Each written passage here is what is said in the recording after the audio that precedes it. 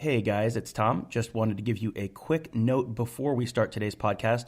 We finished recording about 20 minutes before Michigan running back Karan Higdon guaranteed a win over Ohio State on Monday. So you will not hear us talk about that today. But my solemn promise to you, my guarantee, if you will hear us talk about it tomorrow. So make sure you subscribe to the Buckeye Weekly on iTunes or your favorite podcast platform to make sure you get tomorrow's episode as soon as it comes out, because I have a feeling Gerd and I will probably have some things to say about that. Thanks for listening, and now enjoy the Buckeye Weekly Podcast.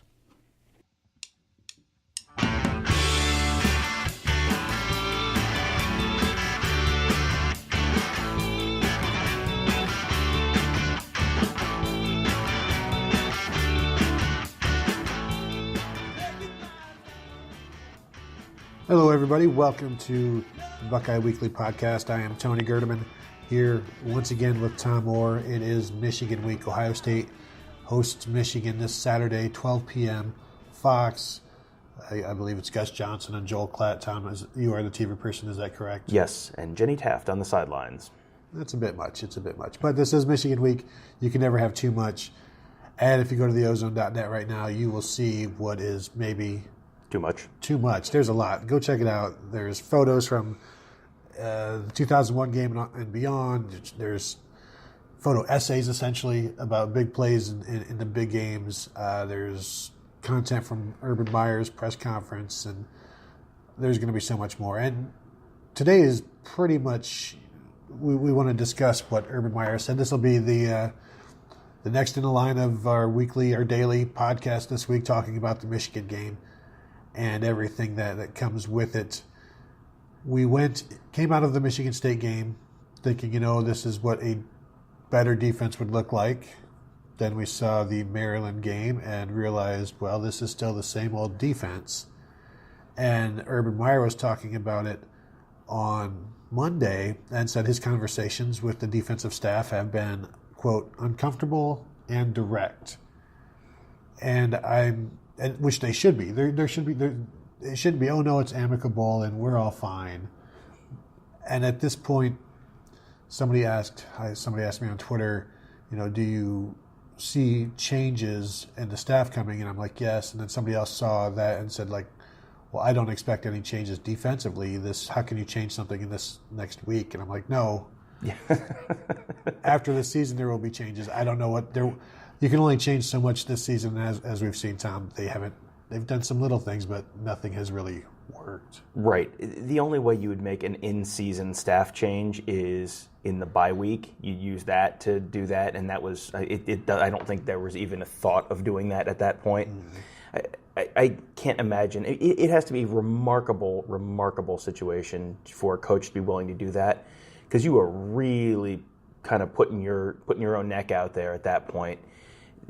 You don't want to completely shift your staff, your scheme in the middle of the season. You're asking your team to do a lot if you do that. And Oklahoma did that this year. They replaced Mike Stoops, one of the ones that's not Bob. Good old Stoopsy. With Lincoln Riley replaced him with Ruffin McNeil. Yes. At Oklahoma. And I mean, it was kind of like Ohio State's defense, where first it was like, oh, it's better, it's fixed.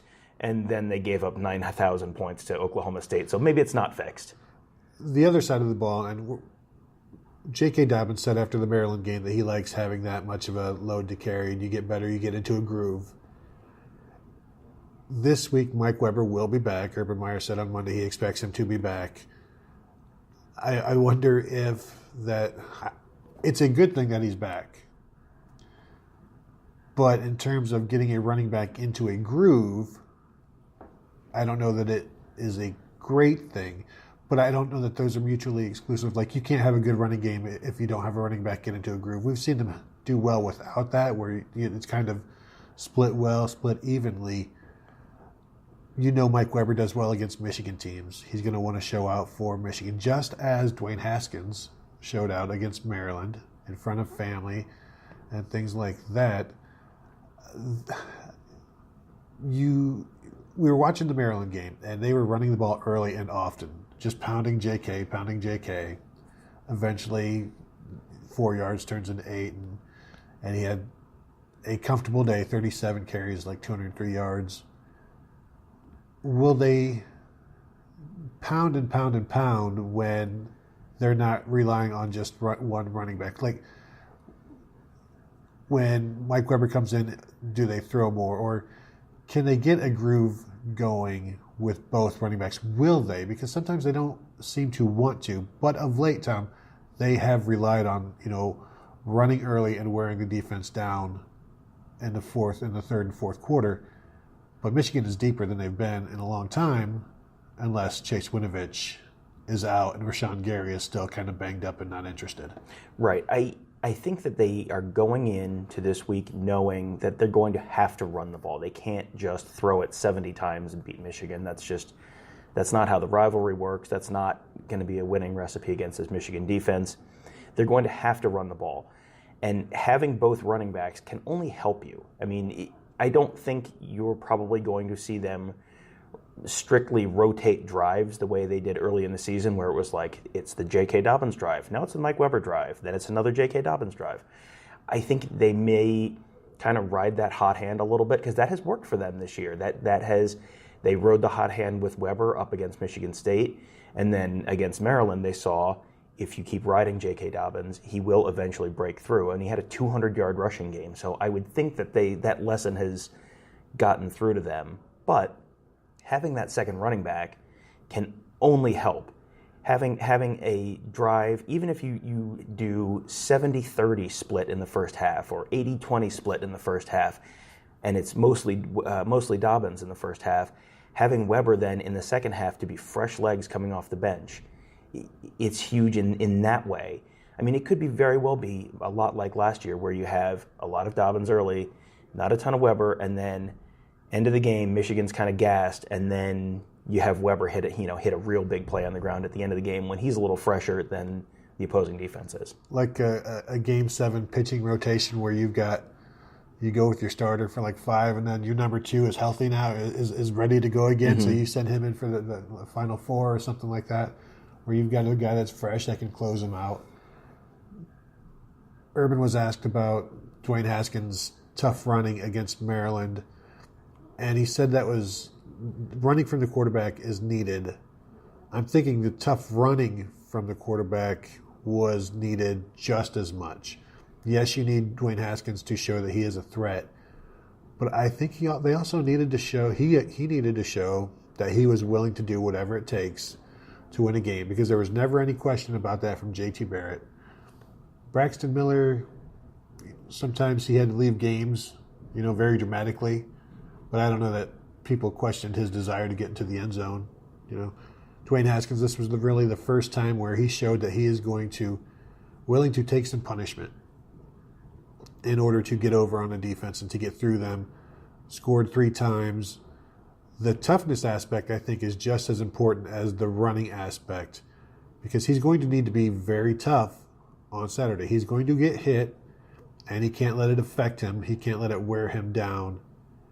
And I think from what the team saw from him in the Maryland game, don't you think they have more confidence in him this week heading into a game where they know everybody has to be at their toughest and run through the thickest wall that that they're going to see this year? Yeah, I certainly think that's the case, and Urban Meyer seems to think that's the case too, because I'm just going to read from his transcript from Monday, talking about the quarterback position and specifically Haskins and his performance against Maryland. You have to be a tough guy. You have to lead. Everybody's got their own Drew Brees to Peyton Manning and Tom Brady, how they lead. And Dwayne really took a step, and then he repeats himself, really took a step. No more important than the last play of the game when he dropped his pads and had to get in there, and he got in there. That was a big play on the scoreboard, but I think maybe in terms of Dwayne Haskins' development as a leader on the field and just of the team on the whole, that may be a play that resonates for a while.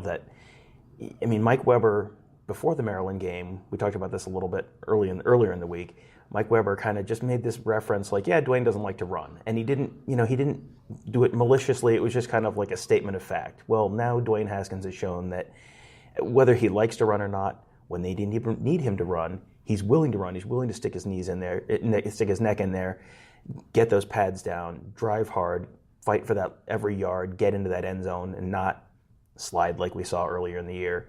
That has to be a big thing for them. If he did stick his knees in there, that would be like a flying knee. That might be a pretty good way to run the ball, pick up the extra yard that way. The importance of the running and staying ahead of the chains that we've talked about in the past, being efficient offensively, that will also allow them to go with tempo. Because if they're not picking up those first downs, there is no tempo. And once they get that groove going, then they can go with the high up-tempo stuff that puts defenses in tough situations. Now, Michigan's defense is versatile, so they aren't as affected by personnel groupings maybe as other teams. But you do enough tempo, you do enough running the ball and pounding, and then in the third and fourth quarter, Michigan has folded against Ohio State. I won't say folded, but they have been effectively tired out over the last few years. I think if Ohio State can't get tempo going, I don't know that they can win. They can win. I don't know that it's going to be much tougher to win without tempo. But if they can get that tempo going and put the Michigan defense on their heels, then you have to start feeling better about Ohio State's chances, which admittedly are very, very, very slim this weekend.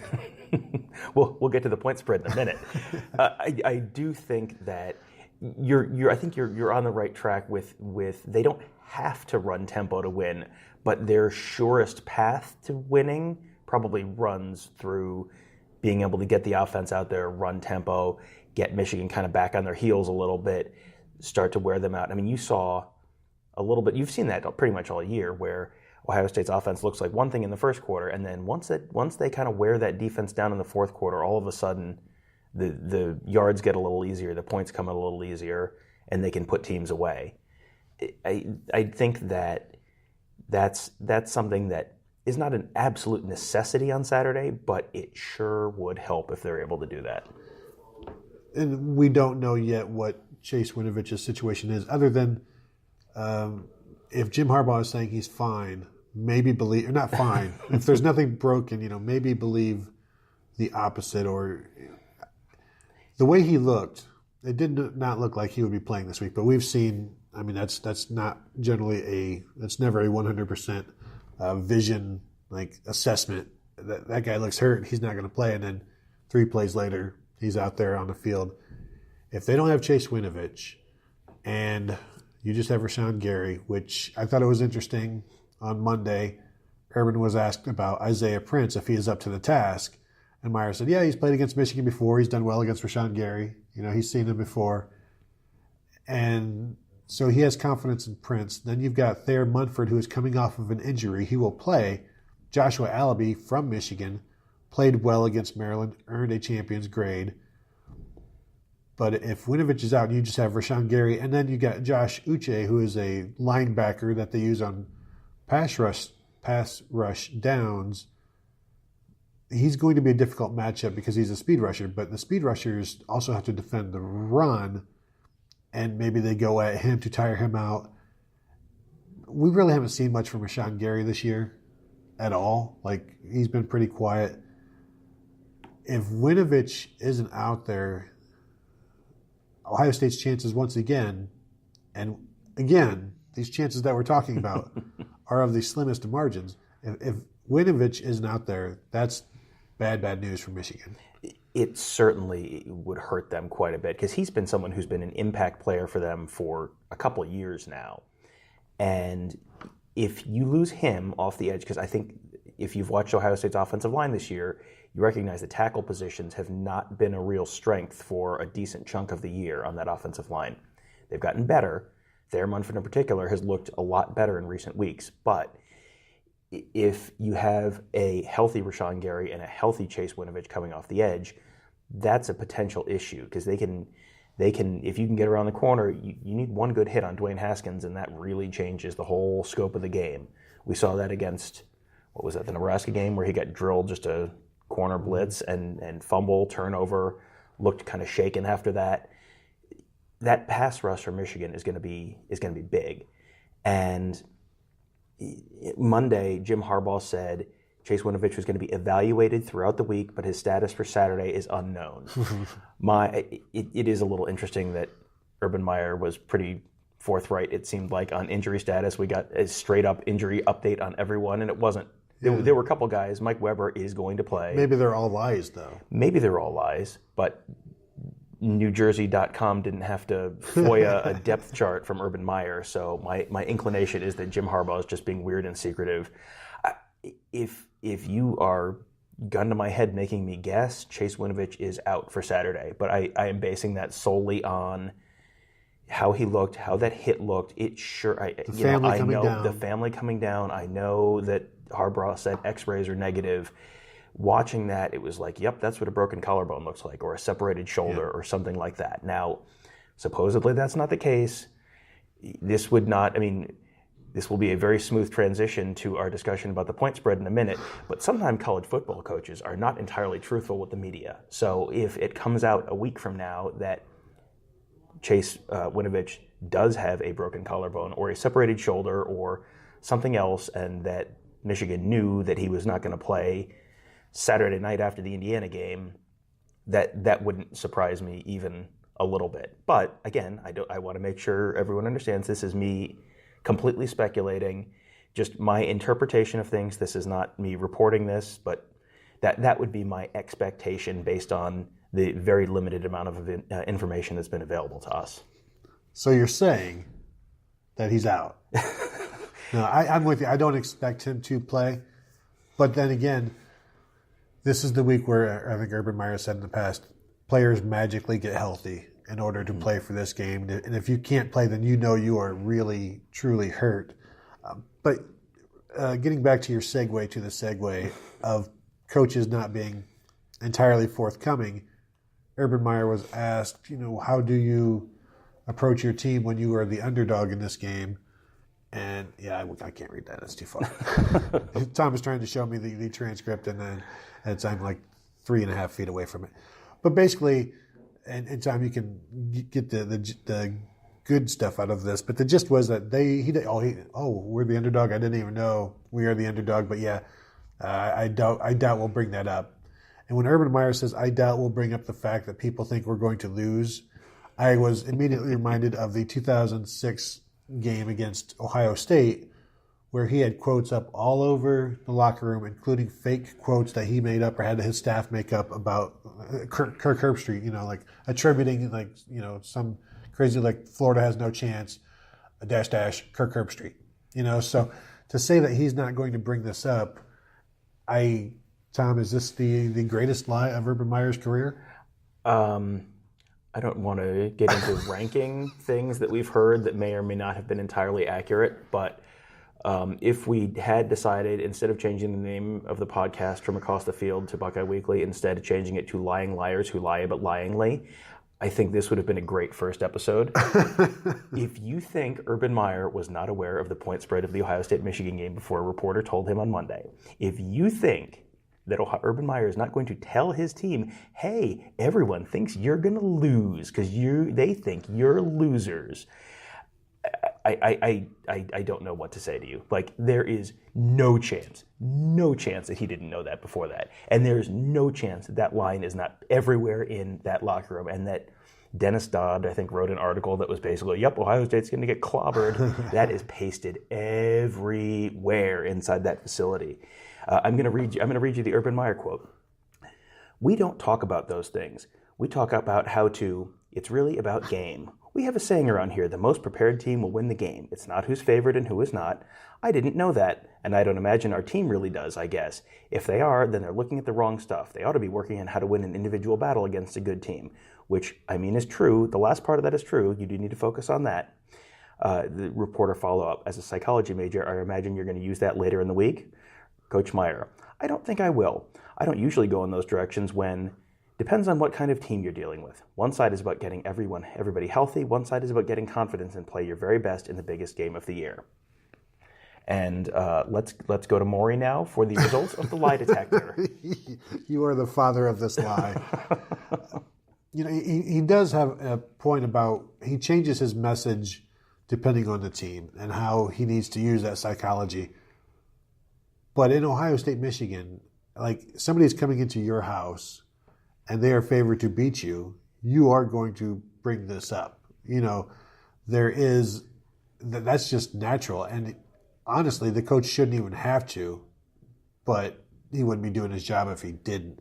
And yeah, there's plenty of other stuff to worry about, but this is also, you go into the Ohio State facilities this week and you hear LL Cool J's "It's Time for War" playing nonstop. So they are doing everything they can to get their players psychologically ready as well as physically. Urban Meyer said his job is to keep his players rested this week. That's one of his jobs. It's also to keep them mentally ready to put on a game where his players are prepared and ready to play in the biggest game of their lives. So he's going to use every tool at his advantage. Now, he doesn't want to overwhelm them, but saying, hey, guys, people think you suck isn't overwhelming. That's motivation. Yeah, absolutely. And, motivation should not be an issue this week, I don't think. We say that all the time, but yet coaches still try to motivate during this. Right. And I'm reading through Jim Harbaugh quotes from Monday right now. I expect our team to be very motivated. I know I am, said Jim Harbaugh on Monday. That's true. I have smeared Jim Harbaugh as a lying liar earlier in this podcast. That is a true statement that he made right there. If he has a chance to blow Ohio State out, which he probably will, I think he would take that chance. Like if it's like 31-10 and they're driving, do you expect him to let's call off the dogs in the final minutes, or don't you think he would like to put as many points on the board as possible, which he's going to be able to? I wrote earlier this year about Woody Hayes and whether he actually said, I couldn't go for 3. Whether or not Woody Hayes said that, there's a pretty good chance that if Jim Harbaugh is up by a whole bunch, that it would not shock me at all if he did go for 2 late in the game. And it would not shock me at all if after the game he really did say they wouldn't let me go for 3. I don't think, this is a very personal thing for Jim Harbaugh, this rivalry. This is, if you remember when he was a player in 1986, he guaranteed they would beat Ohio State, and then they came in here and he cried like a little baby about the crowd being too loud, and the Big Ten enforced the stupidest rule in all of sports history and penalized Ohio State because their crowd was too loud. And then Michigan won, barely won when Matt France missed a field goal right near the end of the game. But this is a very personal thing. He is a Bo guy. He is as Michigan gets. If he has a chance to drag Ohio State, he is going to drag Ohio State as hard as he can. Well, I'm going also back to the 2016 game, his post game, when I'm sure he thinks about that every day. And JT Barrett clearly gets the first down. Everybody knows that, except for Jim Harbaugh and a percentage of the Michigan fans. I won't say all of them. Some of them understand that JT Barrett easily got the first down, clearly. But he was, you look at the picture from his presser, and he's like, he's got his hands, a foot and a half apart. So he was this short, which, he was not. He made it clearly. But all of these memories, in the 2015 game, his first game as Michigan's head coach, getting just blasted off of the field. Mm-hmm. These build up, and I'm interested to see how it plays out, obviously, this week. But that whole, if he were to steal a Woody Hayes line and bring it into reality, that may be like the greatest troll job in sports history. And I would only have the utmost respect for him if he did that. He is not someone who seems like he has a lot of problem wearing the black hat in certain circumstances and being the bad guy and playing the bad guy. And that is something that if he just beats Ohio State, if he beats Ohio State 3-2 on Saturday, everyone in Ann Arbor is going to have the biggest party you've ever seen, because it has literally been a generation. It's like Halley's Comet. Yeah, basically. It has literally been a generation since they won in Columbus. I was in college. I am almost 40. I was in college the last time Ohio State lost to Michigan in Columbus. So just a win is going to be enough to set off just an absolutely cataclysmic party in Ann Arbor. If they somehow get up and win, you're up by 2 touchdowns, you're up by 3 touchdowns, if that is how this plays out, and he has a chance to really just twist the knife a little bit, a 100% chance he's going to do it. Ohio State cannot do what they did at Iowa last year. Ohio State cannot do what they did at Purdue last year, because if they do this year, sorry, they can't fall behind and then mail it in. That is not an option this week. No, because if they try to mail it in, like Jim Harbaugh is going to be like pushing the mail back out. It's like, no, we're not done yet. There's more coming. That the pedal, if you think the pedal down on the floor is as far down as he can push it, he's going to try and push it down even further. And if Ohio State tries to wave the white flag, Harbaugh will be like, I don't see anything. I don't see. Do you guys see a flag? I don't see a flag. And Don Brown's like, I don't see no damn flag. So you can't. I mean, you can't. They can't quit like they did. If you want to say like they did against Iowa or Purdue, because Michigan isn't. They're going to keep fighting, and it won't.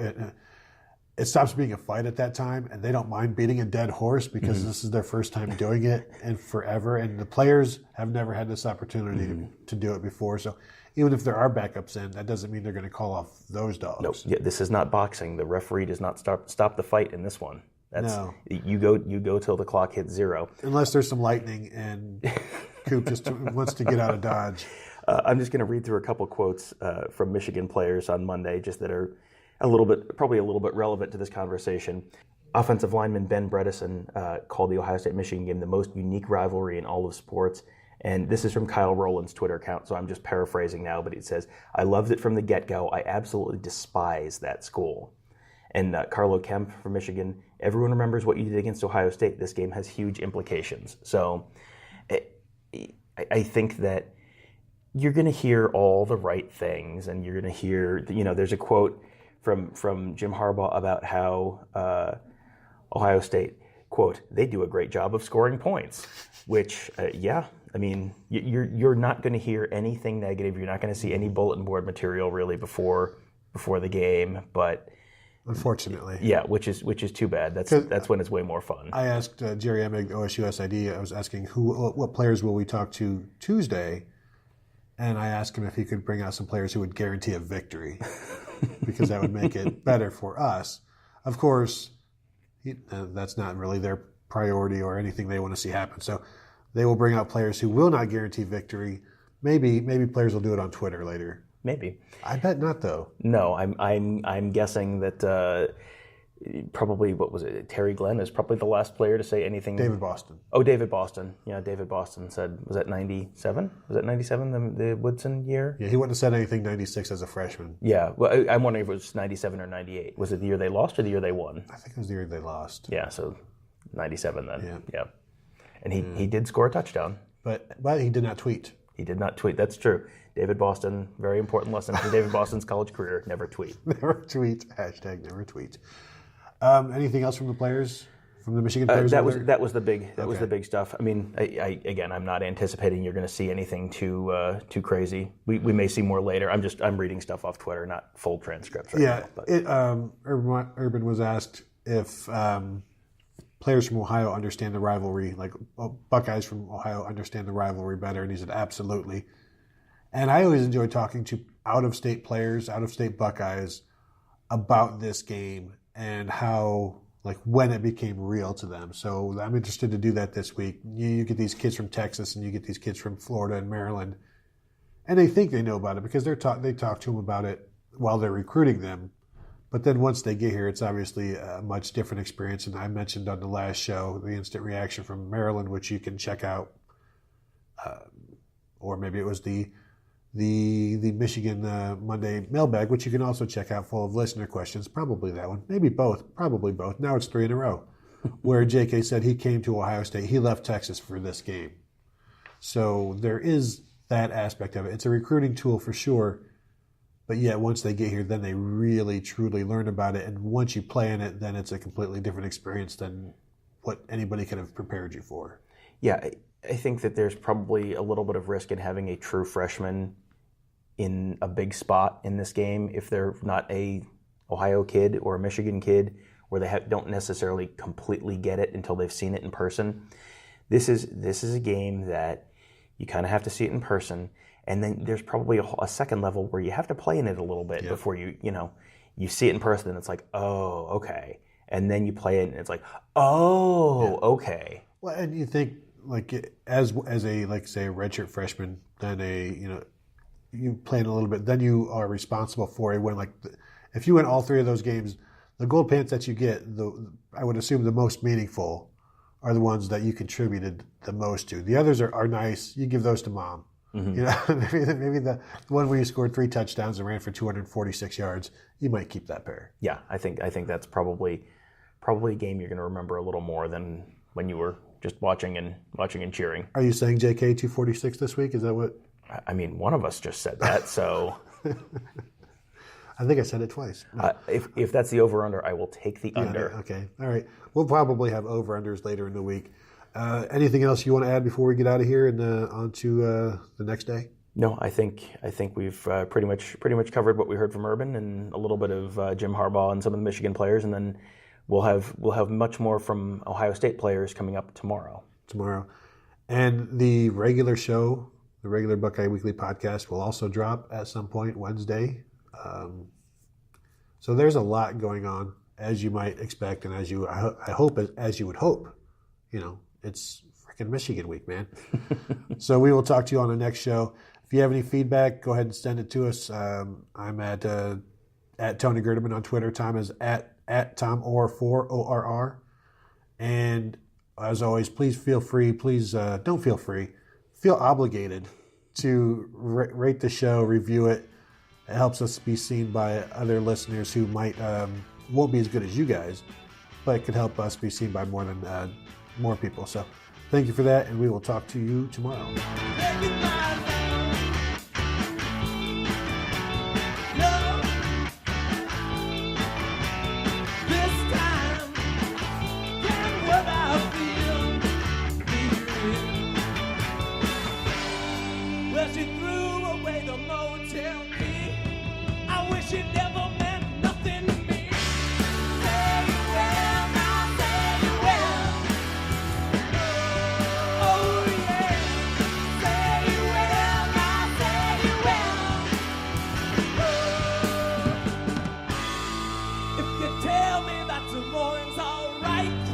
We could steal a car and leave.